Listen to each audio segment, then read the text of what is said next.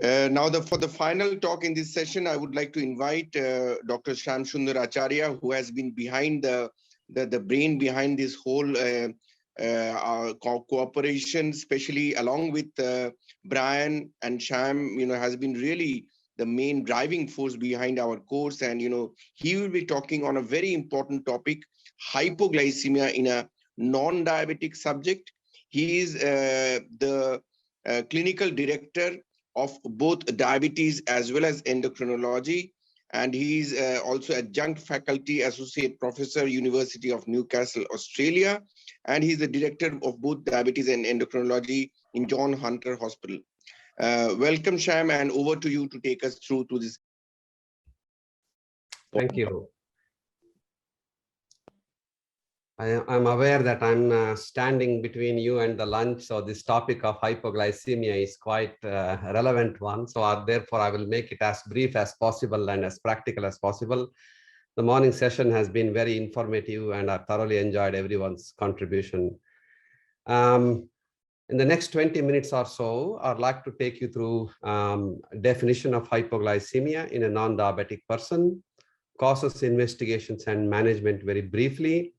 And I'm not able to talk about pediatric hypoglycemia because that itself requires 20 to 30 minutes going through various forms of congenital genetic defects. And moreover, I'm not a pediatrician, so I confine myself to the adult world.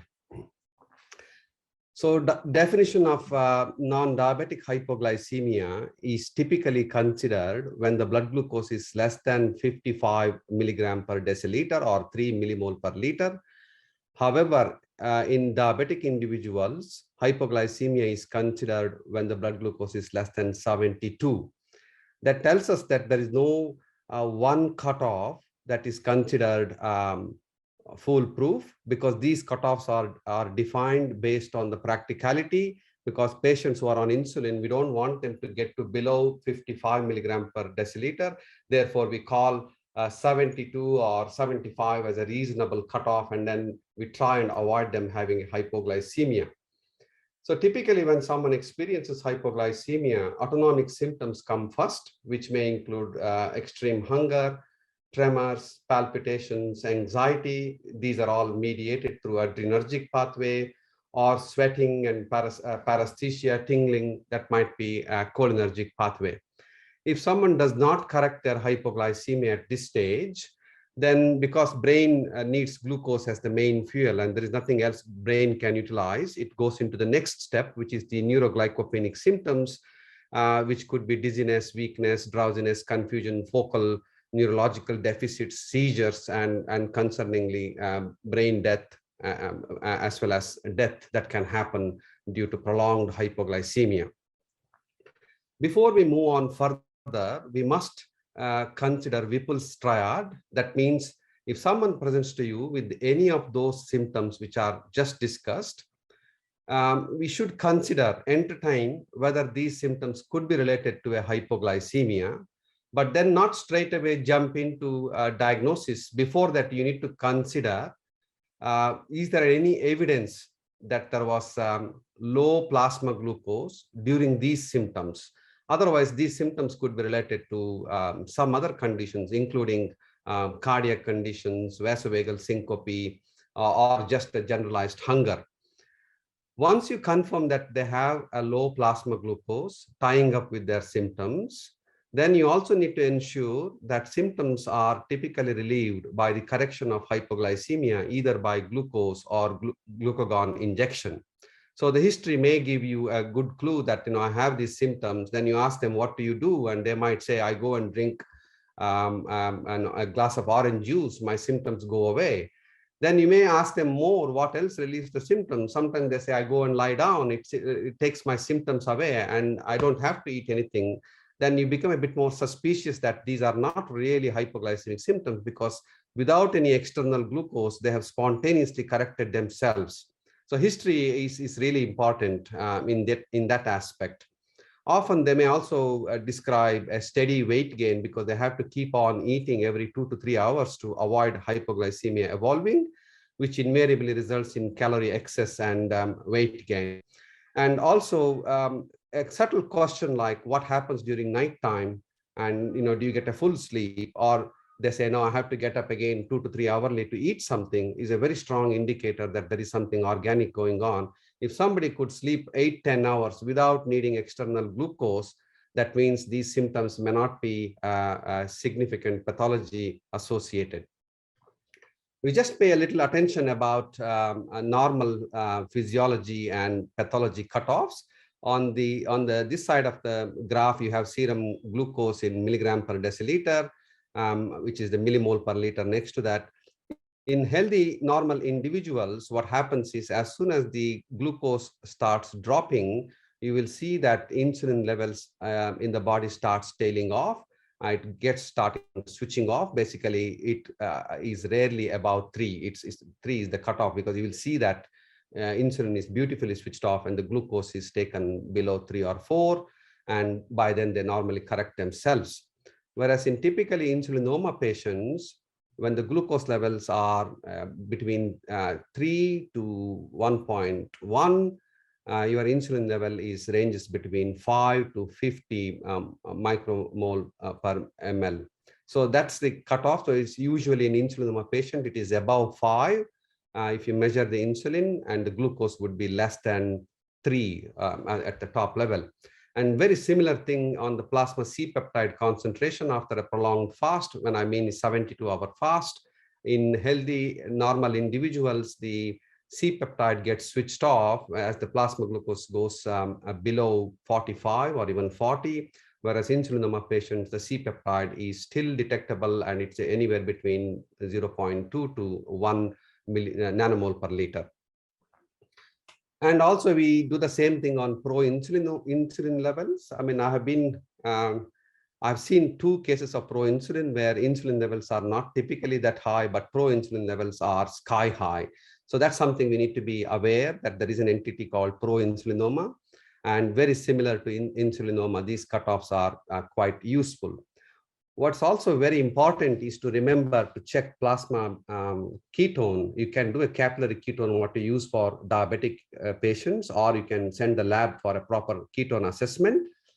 In insulinoma patients, after a 72-hour fast, blood ketone level is rarely above 2.5 because insulin suppresses ketogenesis, and ketone suppressed, glucose low, insulin high, C-peptide high, you got insulinoma, or most likely insulinoma, or sulfonylurea poisoning can be a possibility due to malingering.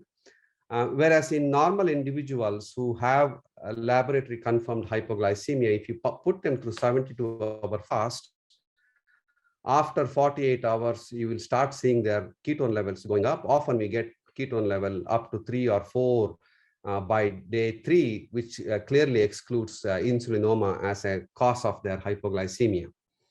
We also then give them a shot of glucagon sometimes. And in normal individuals following glucagon, there is no rise in the glucose level because they would have depleted their hepatic glycogen source, whereas in insulinoma patients, there is often a 2-fold increase in the glucose levels.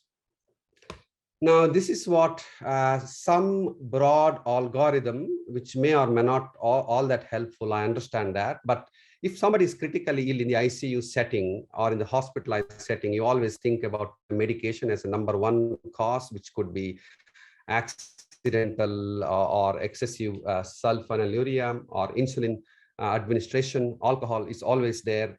Similarly, quinolones like ciprofloxacin can cause hypoglycemia. You all are very familiar with how quinine causes hypoglycemia. Septic shock, hepatic failure, acute kidney injury, malaria are some of the conditions that can cause hypoglycemia in critically ill individuals. And we see a lot of starvation hypoglycemia in gestational diabetes because some of them are trying to restrict their carbohydrate intake to avoid going on to insulin, despite extensive education, and they come with hypoglycemia and quite significant ketosis. And that is starvation ketosis. And the answer is to give them a lot of dextrose and let them eat. In a day or 2, they'll get better, and then hopefully the pregnancy goes quite well.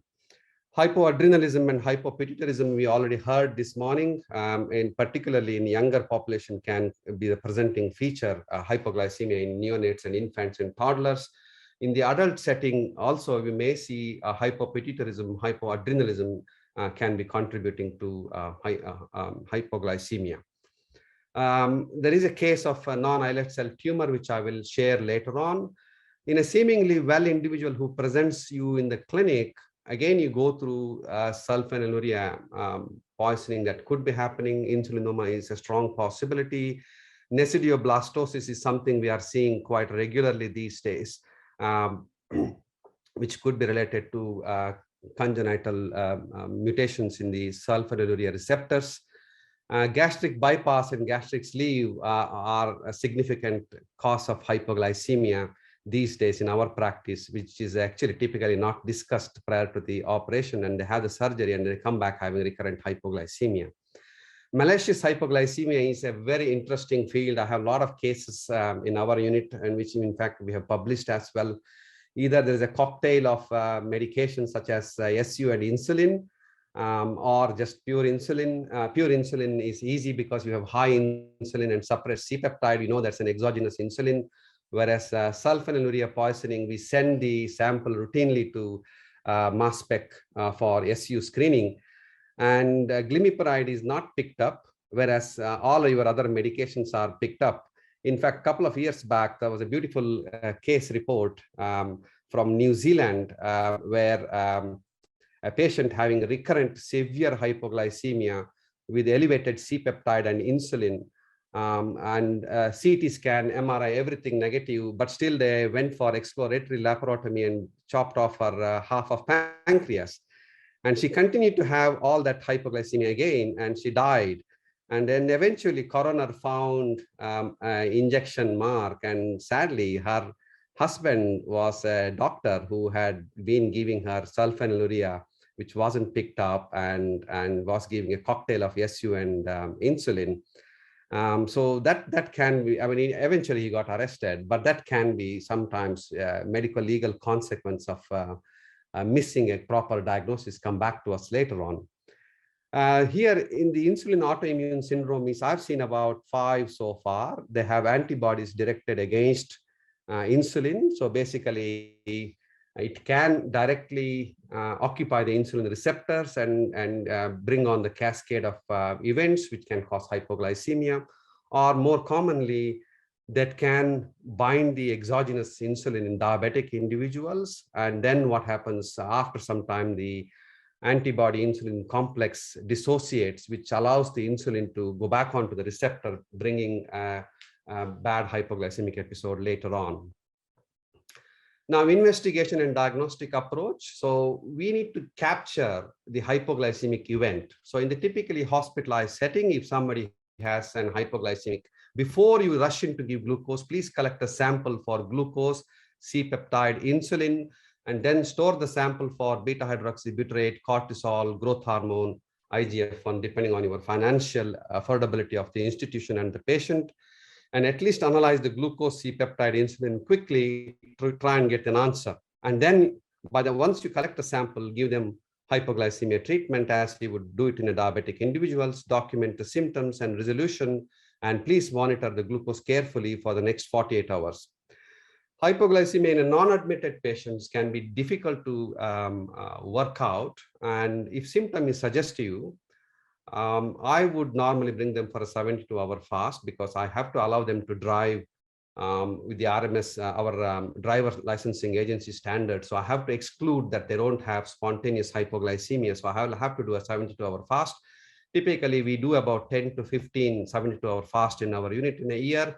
And we deal with about 5 to 7 proper insulinoma in our unit in a year. If 72-hour test is negative, then we go for a mixed meal test, which is basically we give a certain calorie mixed food. We bring them into our unit and get the baseline blood test and half-hourly blood test plus during the symptoms. And it goes on for 5 hours to see whether we can pick up any hypoglycemic episode. If somebody presents to you with vague symptoms of hypoglycemia and you don't have any classical Whipple's triad associated, and you don't want to really admit them to hospital to capture that, what I would do is then I would actually give them a glucometer. I would lend them a glucometer and strips, and tell them to write food and blood glucose diary, write everything what they eat, everything what they drink, and check their blood glucose before and 2 hours after. It's a 6-point or 8-point profile for about 3 days. And you may see mild reactive hypoglycemia after a heavy carbohydrate ingestion, and that can be tackled with dietary management. Or you could do a 12 to 16-hour fasting glucose insulin C-peptide, or you can also consider continuous glucose monitoring such as Freestyle or Dexcom if available, but the values are not that accurate in the lower end of the readings. So 72-hour fast is undertaken in a hospital with an experienced setting, 6-hourly measurement of all these hormones. If the patient becomes symptomatic at any point, you got to collect the additional bloods. And once the lab confirms glucose is less than, ideally less than 2.5, then you can terminate the test once you've collected all the sample and correct the blood glucose, but monitor them and give them glucagon if needed. If the ketones are elevated, then insulinoma is very unlikely. If the ketones are suppressed, glucose is less than 2.5, then you go through what we discussed earlier. Mixed meal test, as I said, is a combination of 50% calorie through carbs, 33% through fat, and 17% protein. Every 30-minute sample collection, terminate the test after a true hypoglycemic episode. Or if there is no symptom after 5 hours, you can terminate the test. Now, the interpretation really depends on lots of things. And as I said before, if the insulin is elevated, C-peptide is elevated, think about SU, you can send a SU screening, or you think about insulinoma. If the ketones are clearly elevated, insulin is switched off, it's starvation. If the antibodies are high, then you think about Hirata's disease. And if insulin is suppressed, ketones are suppressed, SU screening obviously would be negative. Antibodies are negative, then you have to go through IGF-2 mediated pathway. And usually by that time, it should be obvious unless the tumor is very small for you to pick up. So the diagnostic algorithm is elevated insulin and C-peptide, consider SU or insulinoma, low C-peptide, exogenous insulin. Once you have confirmed both elevated insulin and C-peptide, then you do the diagnostic scan such as triple phase CT pancreas. Tumors less than 1 centimeter may not be seen in this type of scans. We typically go through CT, sometimes MRI, and if anything is seen, we go through gallium-68 dotatate. We can do Exendin 4 scans in Melbourne, but currently COVID restrictions, we are not sending patients outside our center. We are also fortunate to have a very experienced endoscopic ultrasound gastroenterologist who also kindly offers us FNA. We do calcium stimulation studies in our center. We do about 10 in a year. And if this is non-insulin mediated hypoglycemia, then as I said, you may need to consider FDG PET or a whole body CT MRI to consider tumors such as sarcomas. But even benign tumors like small fibromas can cause this non-insulin mediated hypoglycemia. This is arterial stimulation test. Basically, you catheterize the artery and give calcium gluconate and collect a sample from the hepatic vein. And by looking at the variant, by looking at the increment of the insulin level and C-peptide level, we can work out which is the territory that is the contributing to the problem or insulinoma if the tumor is very small. However, you have to be very careful that sampling error, anatomical variation in this arterial and venous territories, or inexperienced radiologist can all muck it up. So therefore, we have a dedicated radiologist and we have dedicated staff who do this, and you have to stand there full day, make sure that everything is done according to the protocol. I'll give you 2 or 3 examples in the next 3 minutes. This is a gentleman, 47 years old, previously fit, referred to me because of 2 episodes of collapse. And this is serious, okay? He has had collapse where he had hurt his head And that I thought was genuine, not a vague symptom. And he clearly says he felt dizzy, shaky, followed by disorientation. And before he could do anything, he fell down and injured his face. He was on no regular medications. He did not smoke, but he did drink a couple of alcohol. But he was very clear on that day he did not take any alcohol previous night. There is no weight loss or weight gain. And a second episode, ambulance had recorded glucose of 30 milligram. That was very helpful to me because I could then say, this is a genuine case, I'm going to investigate it. So I brought him into the hospital, and in typical cases, you don't have to do 72-hour fast. Once you start the fast, within 6 to 8 hours, you have a sample. And that's what happened. His glucose was low, insulin was 31, proinsulin was very high, C-peptide was high. CT pancreas we did showed tumor at the neck of the pancreas, which was bright on the gallium-68 dotatate with central necrosis, as you can see. And he also had a big classical Whipple's procedure because the location of the tumor, and histology confirmed this is a pro-insulin producing insulinoma, and he's fully cured now. Next case is a 70-year-old recurrent severe hypoglycemia. Interestingly, she had a history of type 2 diabetes on glimepiride and metformin. Obviously, treating endocrinologist stopped all of them. But despite she kept on having hypos, HbA1c dropped from 9 to 6% eventually. She had 15 kg weight loss. And so I was the admitting consultant, and she got admitted with the glucose of 24 milligrams. That was really, really drowsy, disorientated. What I find on the examination was the dull right base, and I knew we were in trouble because her insulin level wasn't raised. And we did the chest X-ray, which showed something on the right side. And then basically, this is a large tumor in the right side of the lung, which is fibrosarcoma. Basically, this was producing IGF-2. IGF-2 assays are not very good, but it was positive. So my biochemist says that this is a true classical, and with the histology did confirm all these things. Anyway, she died. Unfortunately, there's nothing we could do. Next one is a case that I came across many years ago. He was an 80-year-old gentleman with no history of diabetes, hypertension, AAA, IHD. He was on valsartan, aspirin, atorvastatin. He had a proper hypoglycemic episode. Glucose was low, insulin and C-peptide were quite elevated. So I was worried about insulinoma. CT pancreas on that admission was normal. So basically, he went home with an outpatient follow-up, but before the follow-up happens, he got multiple admissions. So when C-peptide and insulin levels are elevated, and you would always worry that this person could have an insulinoma or an SU poisoning or toxicity, but he was not on SU by any means. We had sent the sample, it hadn't come back at the time. So, but anyway, he came back and he died with the hypoglycemic episode. And then we found that he had glibenclamide in his blood. So we had to go back, and he was not on glibenclamide as per the admission history. He had no access to this. There was no one in the family had been on glibenclamide.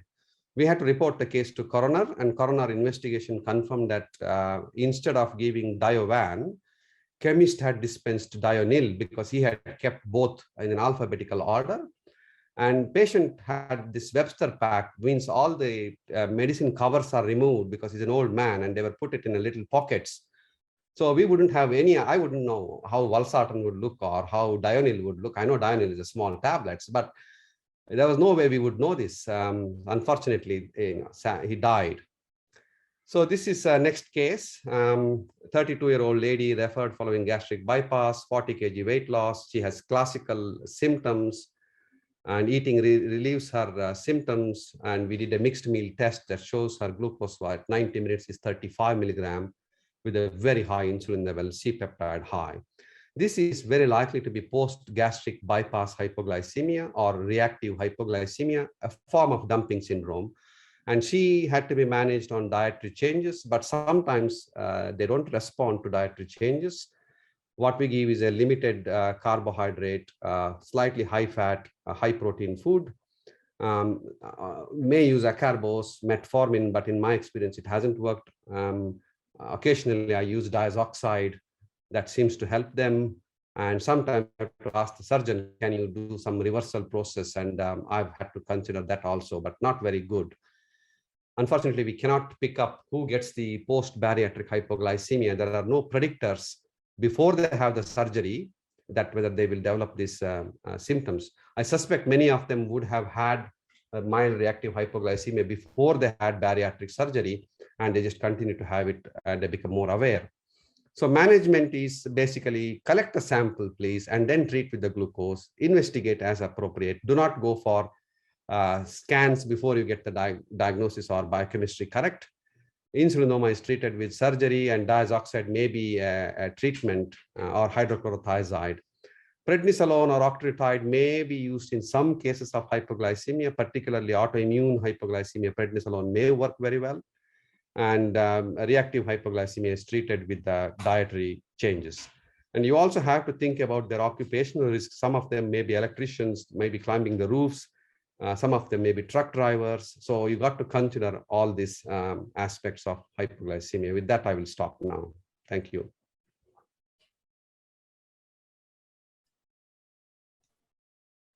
Thank you, Sham. With regards to your presentation, wonderful presentation once again. Couple of questions. One is a word with regards to reactive hypoglycemia. Especially we see even in patients with pre-diabetes, postprandial, or what we call reactive hypoglycemia, in your opinion, which is not very uncommon. Yeah, I think that's a disordered insulin release following glucose load is the first step you would come across before they declare their diabetes. Many patients say, I used to get hypo when, even before I got diabetes. And that's all because of very high carbohydrate load. I think that's best managed through dietary aspects. Do you do a mixed meal test or a extended glucose tolerance test? Yeah, I think the society guidelines discourage from glucose tolerance test. I think we have been doing mixed meal test more often. And regarding insulin autoantibody, that's sometimes, because I have seen a couple of patients over the last 5-6 years, 2 patients presenting very similar to insulinoma, yeah. And it is very erratic hypoglycemia, difficult to manage. Any opinion with regards to that? Yeah, I mean, it's a difficult condition. Again, there's no satisfactory treatment, and some of them may be related to ACE inhibitor, the sulfhydryl group. I have seen few, and it can actually happen in established diabetic patients, which causes them to have so many swings, and people keep on changing the insulin preparation, thinking that this preparation is better, it's this one and that one. I don't know that you can test it in here, but we can definitely test the antibodies, and they are quite high because the reference range may be up to 5, for example, and they will come back at 50 or 100, and we know this is the antibody-mediated hypoglycemia. As I said, we use prednisolone for some. I don't know whether it works so well or not, but in some individuals it works. One of the clues we have seen is the patients with rheumatoid arthritis or something, every time they go on to prednisolone, their diabetes control, instead of getting worse, gets better. And that's how we learned that maybe steroid helps this Hirata's disease. I think Dr. J.J. Mukherjee hand is up. Yeah, I have got a couple of questions. This is a very difficult topic, Dr. Sam Acharya. We all have faced it, and we all have scratched our heads at the times you can't reach a diagnosis. Sulfonylurea assay, unfortunately, is not easily available to us. So that at times becomes very difficult. I don't know how easily it's available to you, and do you do it in the serum or in urine? That's question 1. Question 2 is post-bariatric surgery hypoglycemia.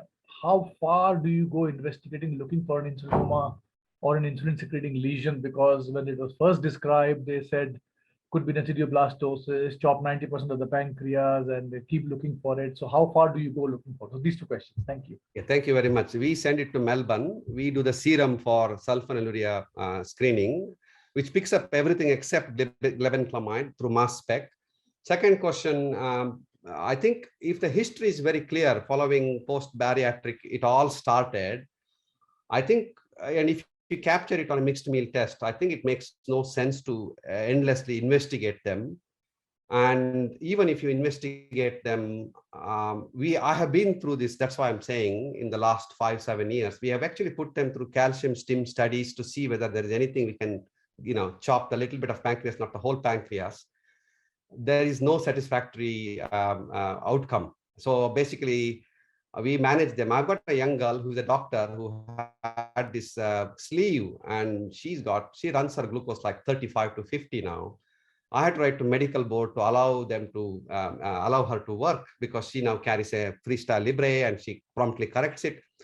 And we've done all these tests and we can't do anything. She even went through a pregnancy. Baby was quite small because obviously baby wasn't getting enough nourishment.